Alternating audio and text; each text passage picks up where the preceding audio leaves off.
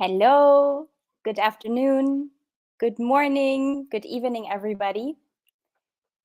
And welcome to another LinkedIn Live lunch session hosted by us, by the EUDF, on a very, I would say, very important and also intriguing topic today, creating change with OrgDesign. Looking at the world and how fast it's moving every day and what we're witnessing as an individual, as an organization, as countries, you know it. There's a lot out there, and it's really interesting to look at what role an organization plays in that, right?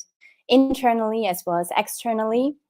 And I'm really happy because today we have like two experts on the field, and I'm really delighted to guide you through the topic with them today. And we will be touching different kind of, let's say, areas of the topic, like what does change actually mean? Can we look out of different kind of perspectives on change? And what kind of tools, methodologies, approaches can help you also thrive in this kind of area as org designers or consultants? And how is an organization an enabler for change? So looking at internally, externally, and well, I'm excited to see in what kind of areas we're going to go. So I would love to introduce our two experts here sharing this passion of creating change with OrgDesign to the stage, and starting with Elvira Kalma, our work evolutionist from the Go Beyond project. Hello, Elvira. Hello, Tine. Good to see you. It's great seeing you. I'm really happy you're here. And let's also introduce Richard Lucas, Director of OrgDesign Works, to the stage. There you are. Hi, Tina. Hello. Hi, Elvira. Great Welcome. To be here. Thank you. I'm really delighted to have you two here, as I said before, because I think it's a passion. It's a passion topic for the both of you. And as I said, also a really important one. So before we're going into these different kind of topics I just mentioned already to our audience, I would love you two to introduce yourself. So our audience kind of like knows, okay, who are we dealing with here anyways? And I'm sure some of them probably knows one or even both of you. And why don't we start with you, Elvira, as a work evolutionist? What does that even mean? Okay, I mean, yeah, that's my topic. So I guess I'm not going to kind of shoot out all the things that I mean by that, but maybe you'll hear it by the end, what it all means in my answers.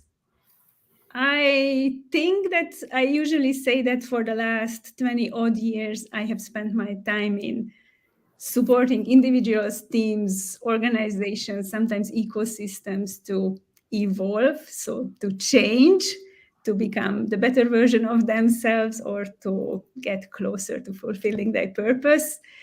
And yeah, that's going to be a super interesting thing to talk about together now with Richard and you here, Tina. I also like to say that maybe just people who don't know me that much to understand the background that I work with all sorts of companies. So I'm extensively working with startups, lots of medium-sized businesses, and in the multinational environment as well with larger corporations.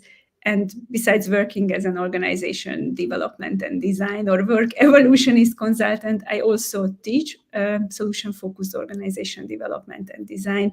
So these are the things what I do, what we do at the Go Beyond project. So that's briefly about me. And once upon a time, I've been the co-chair and the chair of the European Organization Design Forum. So for me, this is kind of like coming back to the family and having a good lunch conversation around the table with fellow EODF members. So thank you for inviting me. Well, I'm glad we're like having this homecoming together. Thank you for your introduction, Elvira. What about you, Richard? Who are you? Who am I? Well, slightly longer work history, I guess, than Elvira. About 35 years I've been working in the area of HR and organization change, organization design for different consulting firms and different organizations around the world. Latterly, in the last sort of 3 or 4 years, teamed up with somebody who many people will know here, a lady called Jodie Goulden, and we work with organizations that are purpose-led and wanting to make a difference in the world. And for the last sort of 3 years, most of my work has been with Jodie, but also independently of her as well, with global agriculture business and with global renewable energy companies, and really sort of both large and small, and seeing their effort, looking at their efforts and helping them to design organizations to deliver their purpose for having a more sustainable future. So that's really a little bit of that experience I can bring to this conversation, hopefully. We are actively now wrestling with how does organization design support sustainability and support the development of sustainable organizations. So that's hopefully something I can share. But looking at the list of about 40 people who have decided to come and listen to us today, I think I can learn probably as much from them as they can ever learn from me. So really interested in people's questions, people's perspectives, and people's comments on this. But if I can impart a little bit of experience, then that's great. That's me. Yeah, I mean, I really like you saying that, Richard, because it's a kind of like we could invite them to this lunch table as well. And hopefully in the chat, you can also share some insights and questions with us as well. So it's just not only the three of us having this conversation here, but the others also join. Exactly. That would be amazing. And just a little side note for our audience, Laura's in the background and she's helping us to facilitate all these questions. So please type everything into the chat and we will be happy to answer these questions or also just read out comments, right? So to start with the topic, so we had a little check-in up front and we were like, oh, this is actually a pretty broad topic, right? Let's just if we just start with the topic of change. There are so many kind of perspectives we can look at change. So I think to set kind of like the tone to get deeper into the topic, it would be good to look at change out of the different kind of perspectives a little bit, and then we flow to the next point. Elvira, you were nodding. Happy to go about it and connecting it to the evolutionary approach a little bit. I truly believe that change is being alive. And as we humans or everything in our environment also is in constant interaction, not just with each other, but with our environment, we constantly change. The systems we build as human beings, teams, organizations, societies, humanity, we are also in a constant interaction with our environment, and therefore we adapt and we change. So the best we can do from the organization design point of view is support people to create systems where they can constantly sense what's going on in the environment, how we look at the world together is changing, and how our systems, our agreements in these systems should change, adapt, so that we can all evolve, not just as separate islands, but together as humanity as well. So you can really kind of look at it from the one individual point of view all the way to the scaling up to the humanity level. And that's what makes this so super exciting for me, this topic. Yeah, I think I'd agree with that. I think there's, I think the extent and power that humans have to effect change, both organizationally and societally, I think is enormous. But I think harnessing that is something which we have really not tapped into. We've not really driven that forward as much as we should. The organizations that I work with organizations that are by definition sustainable. So those organizations that are set up in order to deliver a more sustainable future for our planet.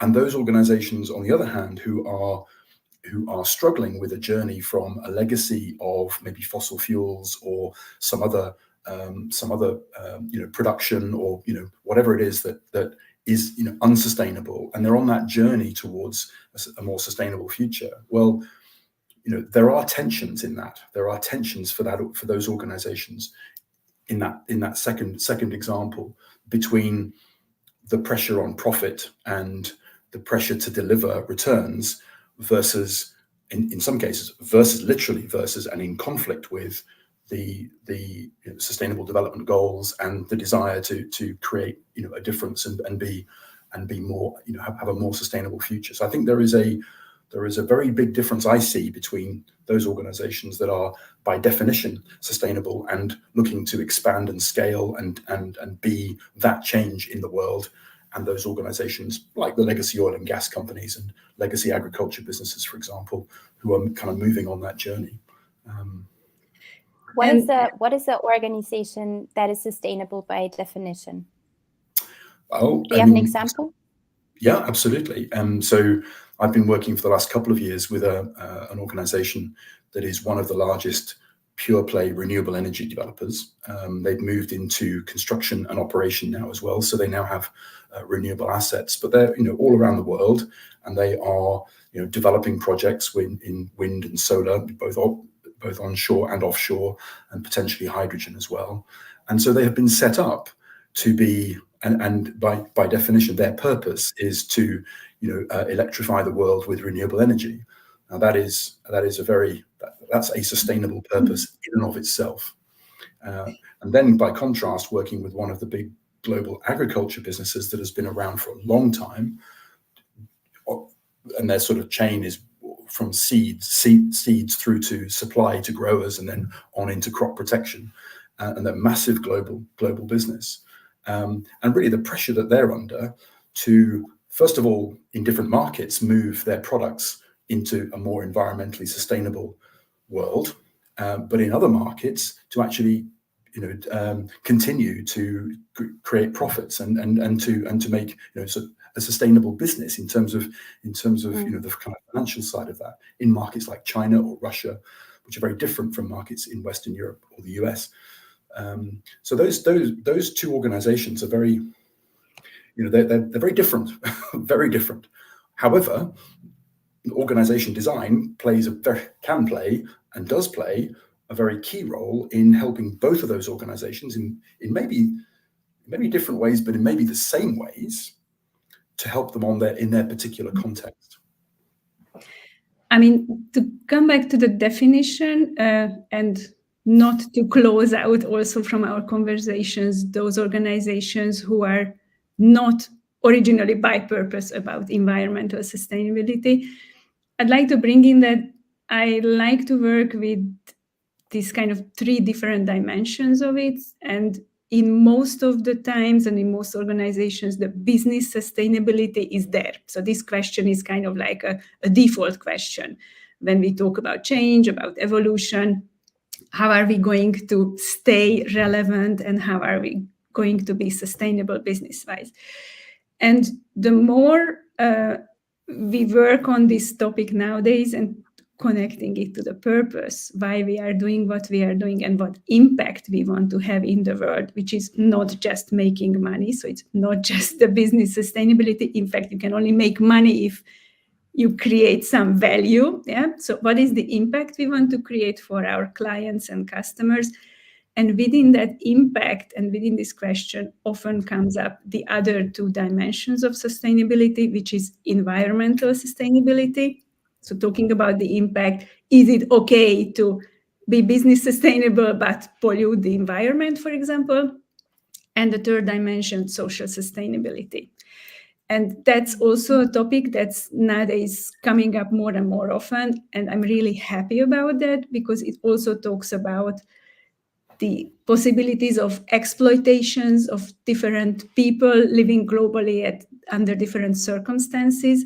So when actually we're talking about the purpose of an organization or a purpose of a change, so to change something, the first question is always, what is it that we want to achieve with that we do something differently? And in that question, immediately these sustainability questions emerge. So what impact we want to have, and not just business-wise, but economically, environmentally, and socially as well. Yeah. I like this very much, this distinction between impact and purpose, because at the end of the day, a purpose of an organization is to solve a market problem, but to be profitable, right? Because if the organization is unprofitable, it cannot do it over and over again and be feasible, right? So, and I mean, I'm saying that because, you know, I have some experience with it, right? Working for an organization that put purpose at the center of the organization design, and that had a whole different kind of impact that counteracted at the end of the day. So this is why I really like this. Okay, we're having an impact, but the purpose of the organization doesn't have to be like all glorified in that sense, right? What is that purpose then for? Is it, do we put that in there because it's you know, like we get new talent in because people are asking for purpose?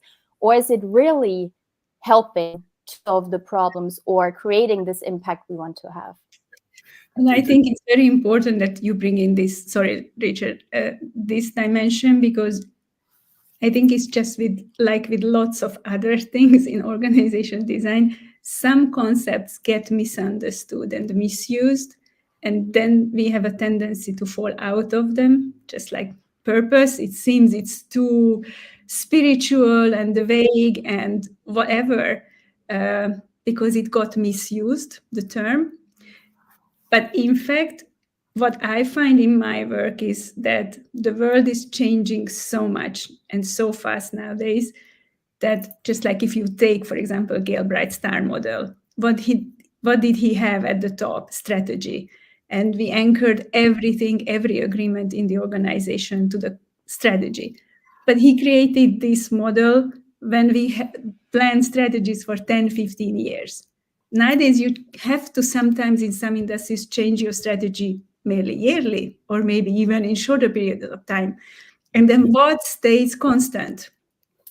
The only thing that stays constant is purpose. Yeah.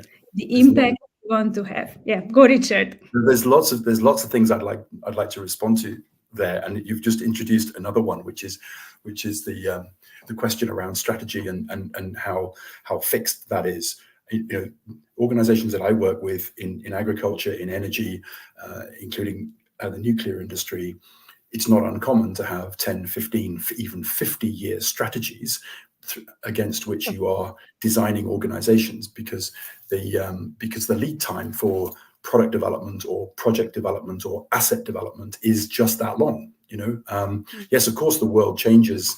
But the world changes. The world changes around it, but actually those 10 to 15-year strategies remain relevant and remain the things that you need to, you know, organize behind.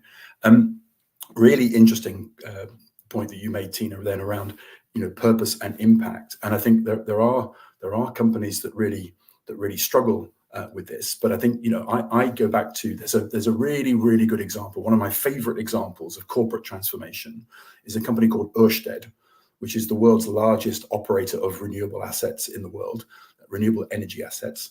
And they transformed over a 10-year period from being an exclusively fossil fuel generator to being almost exclusively now a renewable energy generator. They're also 98% carbon neutral, and they've done it 15 years ahead of time. And the chief executive coming in 2012 was a guy called Henrik Poulsen, who was the chief executive of Lego. And he had nothing to do with the energy sector before that. But he then very quickly translated the vision for a zero carbon future for this organization into action. And one of the things that he was very clear about is that there is no conflict between profit and sustainability. The two things are necessary for a company and for society to be successful. Both need each other. In order to be a sustainable organization, we have to be profitable. And in order for us to be profitable, we have to be sustainable, and sustainable in societal and environmental terms. And it's a fantastic turnaround. People may know of it as Dong Energy. It's the Danish national oil and gas company, and it's now called Ørsted.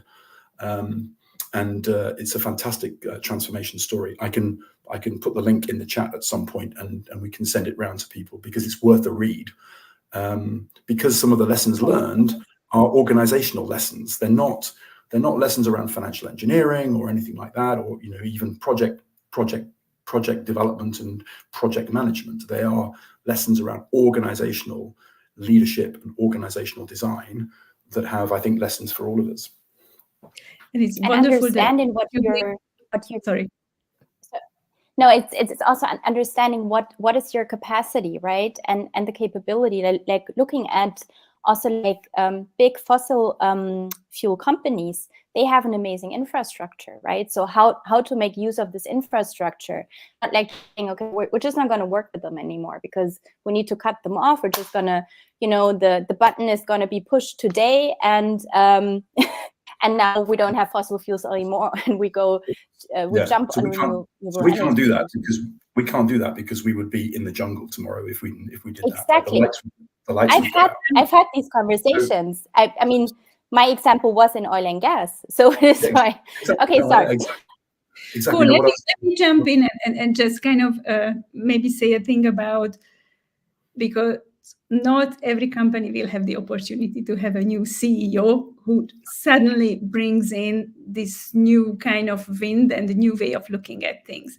And then what can happen until then? So it's kind of to give some hope for the others also. And while we were preparing for this conversation, we were also chatting a little bit about how this topic is also evolving in every organization, and the seeds are there. If nothing else, there are definitely some people in every organization to whom it's super important that you don't only just think about the business sustainability, but the environmental or even the social aspect of it. And we kind of drew a parallel between the topic of customer experience in big organizations and sustainability. So often what we see nowadays is that from these spread around people with the same interest, it might manifest into having the organization appointing one person who is responsible for the topic. Yeah. And then that one person tries to change everything, which is usually not possible, but can find other people to whom it's also important, the topic. And talking about the nature of change, this is how it can grow into maybe having a unit that's overlooking your, procurement processes or providers, if you fulfill these criteria, all the way to arriving to the point of becoming a strategic level topic. So it's our best hope that every company would have this as an angle of their strategy when you think about what are you going to do and get done in the next years, to think about these angles of the impact they want to create also. But we also have to be, in a way, patient that not in every organization things can change just like this, but you have to kind of make sure that you nurture these initiatives if you start seeing them within your organizations. You are so right, Elvira. You're absolutely right. And that's the contrast between organizations that are set up for sustainability already because of their purpose, because of who they are, and those that are on a journey into a more sustainable future from something that hasn't been in the past. And the example of this organization, the global agriculture business that I've worked with over the last year, they have a group sustainability function, and part of the work we were doing was to help them figure out what the role of that function should be vis-a-vis, well, both in and of itself, but also vis-a-vis the roles of people who were working in sustainability roles embedded within their businesses.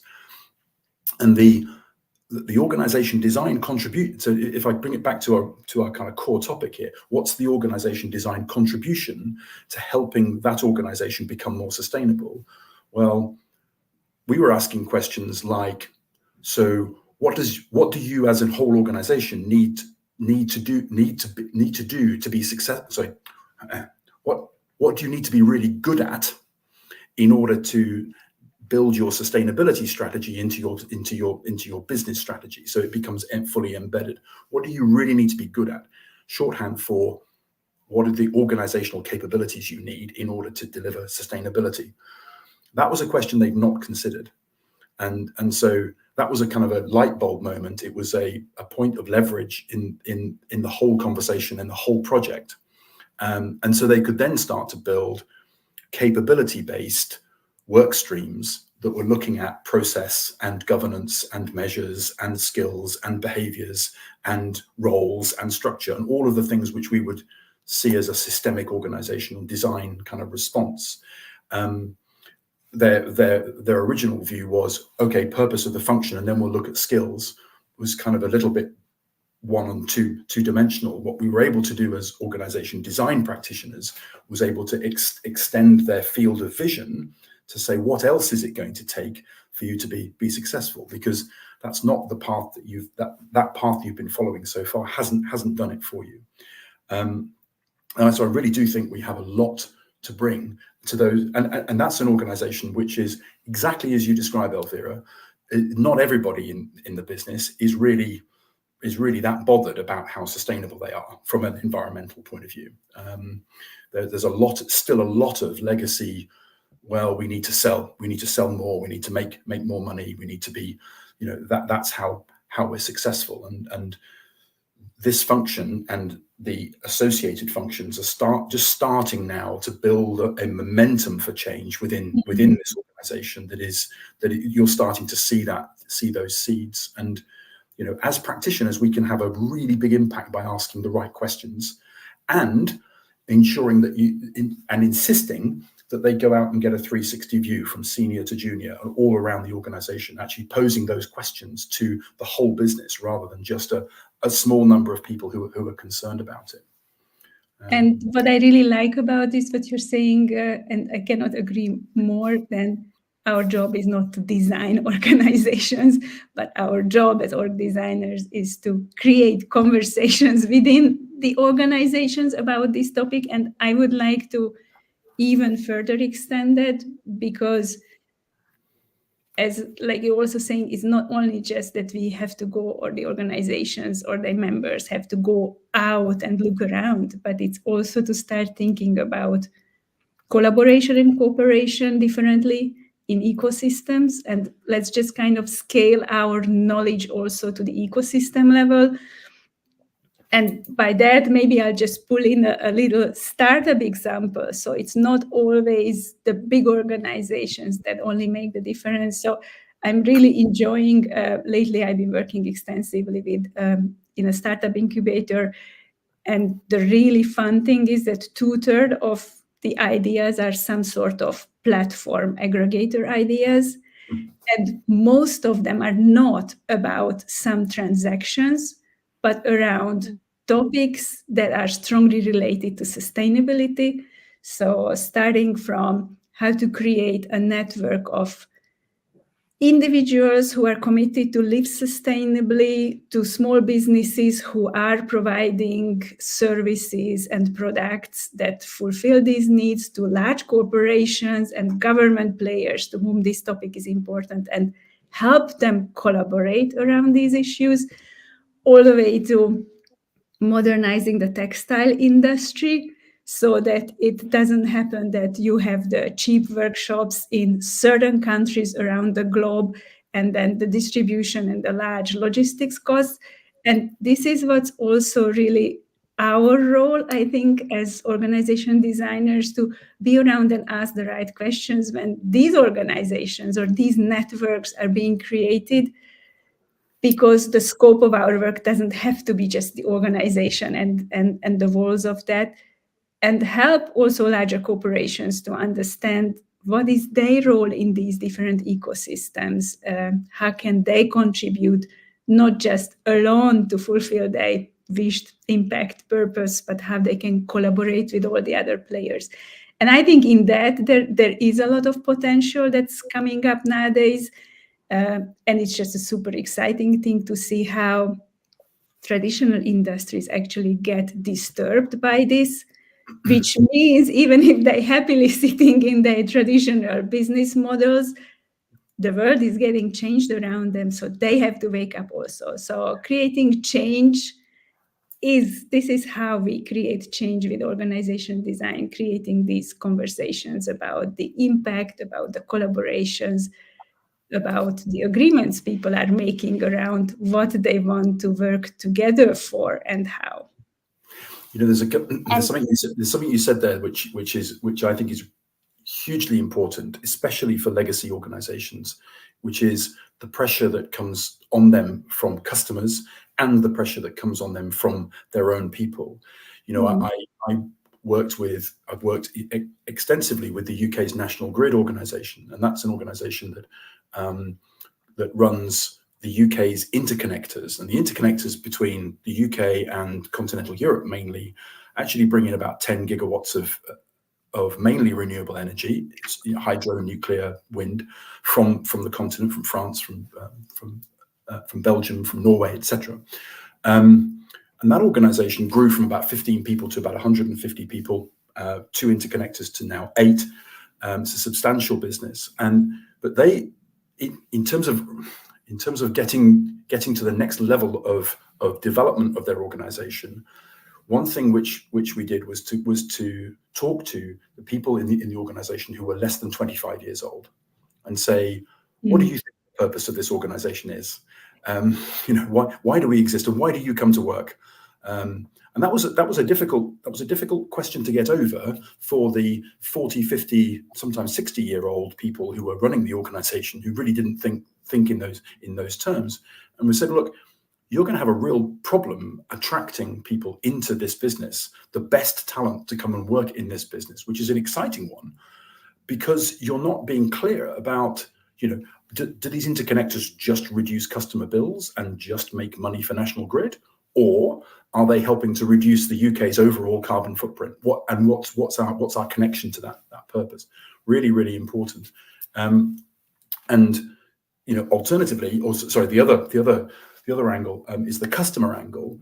And so if you look at even business to business customers, so not just consumers, like as end consumers, I think we are increasingly looking at organizations to provide us with products and services that are inherently sustainable. Right? Maybe not in all markets, right? And again, I'll go back to global organizations working in, you know, Africa, Asia, Russia, the Middle East. You know, we can't just look at this from a Western European standpoint, right? We have to say, you know, that there are parts of the world where consumers are maybe not looking at it in that way, right? They're looking at it because they are in subsistence, which is a problem in itself. But customers, even in a business-to-business sense, are demanding now more and more that the supply chain that they have coming into them is zero carbon, or is carbon neutral, or is reducing its carbon footprint. I think about the construction industry. One very major construction company that I know very well is on track for, and it's part of its vision, to have zero carbon construction sites. And so anybody who supplies into those construction sites needs to be demonstrably zero carbon. That's an existential threat for some suppliers, in that some building materials and building distribution suppliers. It's an existential threat for them, and not realizing that, and not paying attention to that, and not responding to that is a problem. Now, what that means is your operating model needs to change. And that's where we come in. Right? Indeed. Yeah.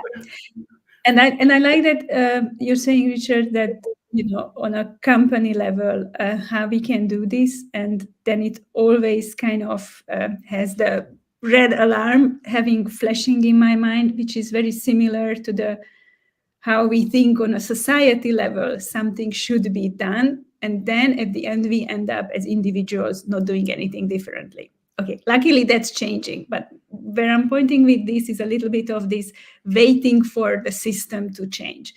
Yeah. And within organizations as well, I think that's a danger, that it's easy to say that, oh, we'll wait until our company will kind of change its procurement policies, or until it gets into our strategy. And my point was and is that nobody can wait for anyone else. So you can start kind of having this type of conversations within the zones of your control areas. So if you're part of a team, talk with your team members about, so how do we source our, I don't know, stationary things, or how do we, whatever we do, what impact we really want to have.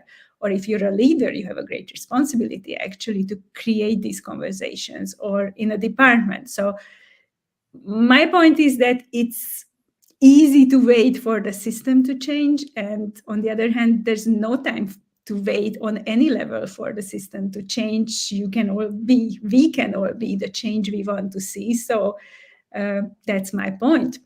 Because organization design and development is not just happening when we external consultants arrive. I mean, people in companies make agreements every day. And how do you take into consideration these aspects into your agreements with your partner unit within the organization, with your partners from outside of the organization? So you don't have to wait until the big policies arrive to actually start creating change yourself. 100%. Just one example. Sorry, Tina, can I just respond to that point? Because the team that I was working with last year was the hydrogen team within this organization, within the renewable energy company. And they were wondering whether the strategy of the parent company was to really, really go for hydrogen, really enter the kind of hydrogen market, and what would be the investment. And really what I was saying to them was, well, that's in your hands, because if you want the company to invest in hydrogen projects, then make the case. Don't wait for the organization to tell you that that's not part of our strategy. They don't know. Hydrogen is so new. They don't know. You're the guys who know about you. You're the experts. You make the case. Because if you don't, you'll find they will make that decision for you, because they'll say, well, it's not worthwhile because nobody's given us a business case for hydrogen being something we should invest in. So sorry, Tina, I just wanted to respond to that.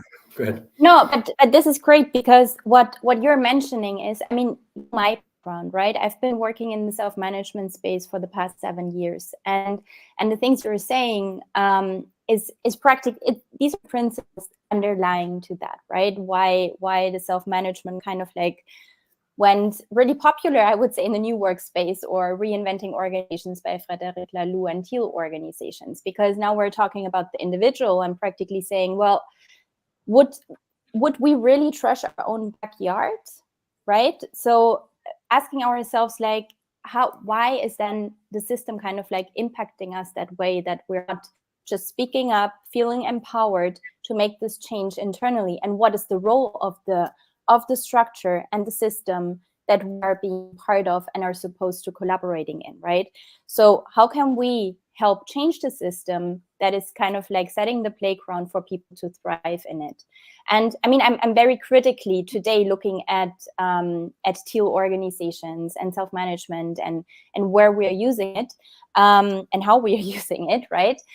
Because at the end of the day, because right, yeah, there's one hypothesis that is stated, is that it's a lot about consciousness. That's what's said, right? That if we are kind of like increasing our consciousness level, then and we talk about that also on a societal level, right? Like, we as a society, we need to wake up, and then we're driving change. And today I'm saying, I don't think that's true. I don't think we need like this whatever level of consciousness to be able to collaborate on a deeper level to have this kind of impact we want to have.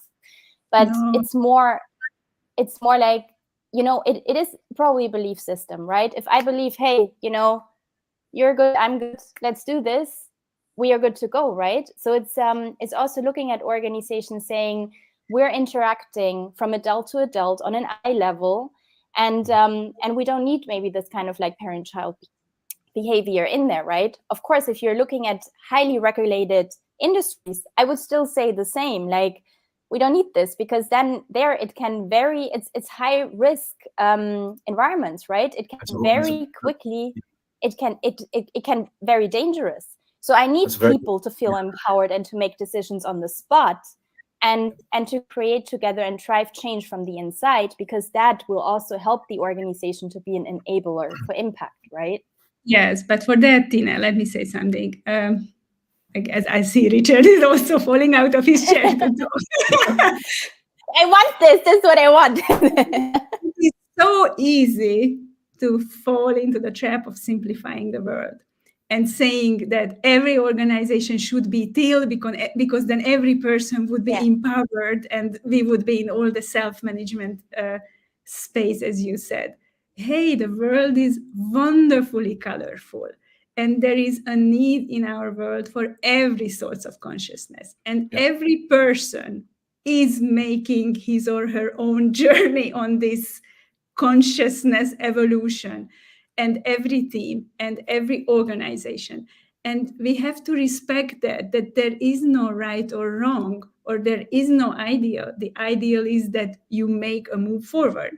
So you have to treat organizations, you have to treat people where they are and support them or give them the opportunity to make a step forward. But we cannot simplify down the world to teal organizations or self-management. There are lots of other organizations where they don't have to become teal at all.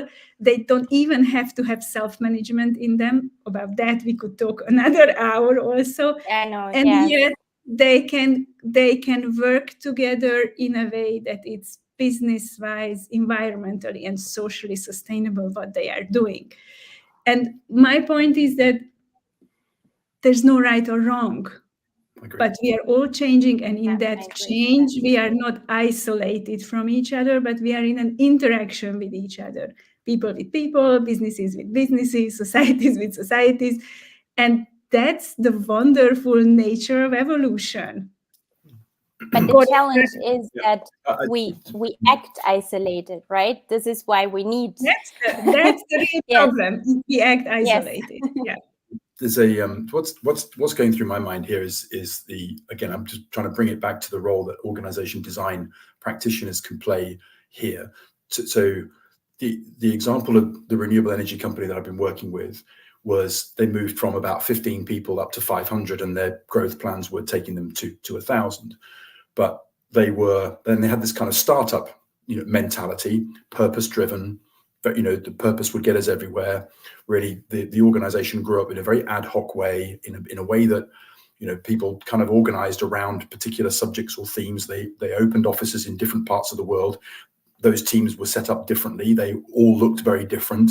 By the time you get then major investment from two big corporate and big corporates, big investment coming in, and a lot more governance coming in from shareholders, that's the time that they needed to put more structure, more process, more governance, and more rules around their organization to allow them almost to bureaucratize, to allow them to go to the next stage of growth, before they could then think about, well, how might we decentralize? How might we do things in a more autonomous way? And I think organizations go through that evolution, as Elvira said, and they go through stages of development that are appropriate to that stage.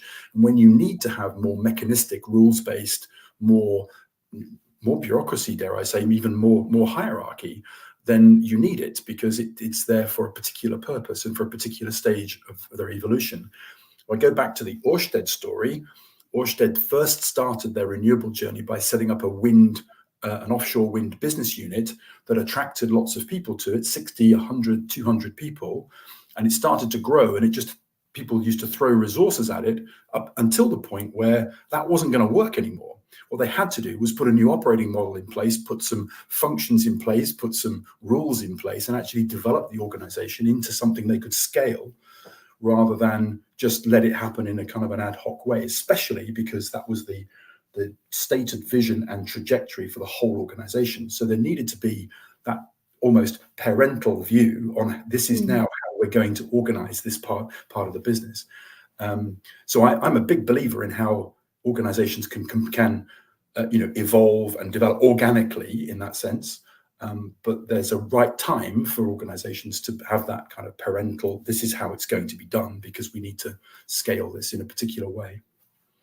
That's my view. I fully agree, and I see, especially in highly regulated industries as well. Yeah. In highly regulated, that has to be the case. You can't walk into a nuclear power station and say, tomorrow we're going to be a teal organization. You just can't do it. And there is no need for that. And that's exactly. That's also what Funda is writing in the chat. And I also want to kind of maybe anchor a little bit into tools and approaches as well. So in this evolution, every organization or every system is living their own evolution. Our question should always be, what is the next level for you? And this is what I'm using in my work, to whichever level, size, industry of organization I go in, and they they say, oh, we want to change, we want to transform, we want to be agile. They say a lot of things. My job is not there to make them anything. My job is to put the questions there and ask, okay, and if you would still fulfill your purpose why you were founded originally, what is the next step, the next level in your organization to fulfill that? And the wonderful thing is that, of course, if you only ask one person, you get one person's answer, which will be limited. And if you ask more people about that, the picture is going to be more detailed. And that's what I like using very much to create a lot of conversation within an organization about what would the next level look like for us. And in that, my supporting questions are always the impact questions. So if we really would step up to the next level, what would our customers notice from this? What would our coworkers notice from this? And that impact is actually what drives that wished impact, what drives change, because then we can start having conversations about what is the work we're going to do. So how is the work changing so that we achieve that? And how are we going to do that differently, which is changing the how. Yeah, so maybe that's kind of one tool or approach how I like to work. I agree with that completely. I mean, I think, as organization design practitioners, we use a lot of common tools. We use a lot of similar tools. I talk to people, kind of peers, and say, well, this is how we approach org design, or lo and behold, that's how we do it too. Because so there's a lot of commonality about the way we approach things. There are tools and methods and approaches, and it depends on the level of quantitative analysis you want to do as part of an organization design approach. And sometimes that will be appropriate, sometimes it won't. Sometimes it just creates a lot of work and a lot of curiosity that actually doesn't lead anywhere. Or actually what's needed are some principles and some principled decisions rather than looks at spans and layers and all of that sort of thing. It depends on what's driving the project, of course. But I think, what's kind of common in all the work I do is, and I do start with strategy, and I do reverse into strategy quite a lot of the times, at least in terms of future direction and assumptions. So one of the things that I do a lot is help teams to write down what assumptions they're making about strategy and about future directions, short, medium, long term, because a shared set of assumptions, even if a strategy isn't completely written down or articulated, you have to have that, because otherwise it doesn't matter what you do, right? It doesn't matter how you design your organization. You have to have something that you can, as a team, as a leadership team, you can hang your hat and say, yeah, we assume this about our future. So therefore, the next question for me is then what capabilities do you need in order to deliver that? So organization, what capabilities? Not necessarily skills, but actually as an organization, in terms of things like innovation, data, AI now, all of the sort of at an organizational level, those things where to deliver that capability, you have to bring together structure and process and roles and governance and technology perhaps as well.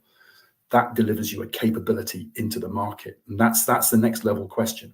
Then you can go into operating model and organization design. That's kind of, if you to say, well, what's my approach? It doesn't matter if it's helping an organization become more sustainable, helping it to reduce cost, helping it to merge, helping it to, that's a common approach for me. And I think in that now that we're talking about the assumptions, so what assumptions they have, I think for a slight moment, maybe we could also reflect on our own assumptions, because we also, as organization design practitioners, have also 1,000 colors. It's a very colorful field of practice.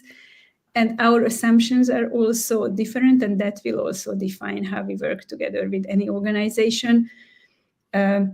I'm working in a solution-focused way, where the basic assumption is that every system has every information that it needs to step up to its next level. And that's one of the assumptions I can highly rely on when I ask people about not just assumptions about the future, but intentions or dreams. We work a lot with the preferred future.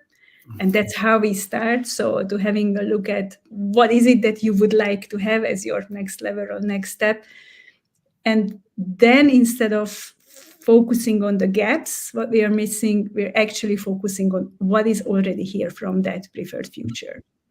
And the idea behind that is many times you already have patterns of the future that's already there within your system, but you either did not see it, or it was kind of flying under the radar because it did not fit into the previous setup or the previous design or the previous set of agreements.